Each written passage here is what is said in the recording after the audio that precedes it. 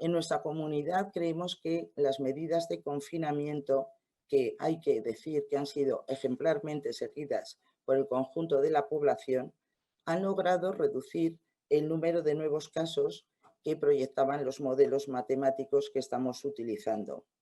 Los incrementos de casos confirmados han tenido una disminución importantísima. Estábamos no hace demasiado tiempo en unos incrementos diarios de un 20%.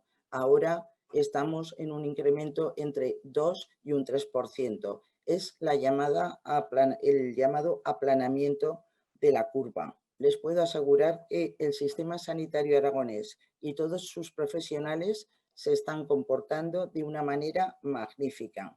Creo que todos podemos estar orgullosos de su capacidad y entrega, por lo que les solicito a todos ustedes su apoyo, porque creo que con el trabajo de todos podremos salir de esta situación más pronto que tarde.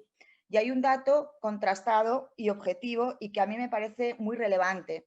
Nuestro personal sanitario ha curado, ha salvado a más personas del coronavirus que en cualquier otro país de nuestro alrededor, a excepción de China. Por eso digo, insisto, que no es el momento de flaquear, hay que seguir en la lucha. Y esto se ha conseguido porque contamos con un sistema de salud fuerte, con un sistema de investigación que se ha revitalizado en los últimos tiempos. En concreto, me gustaría recordar que el sistema sanitario aragonés es uno de los 3 mejores de España y que la prioridad del Gobierno de Aragón en estos 5 últimos años ha sido recuperar el estado del bienestar, entre ellos esa sanidad pública.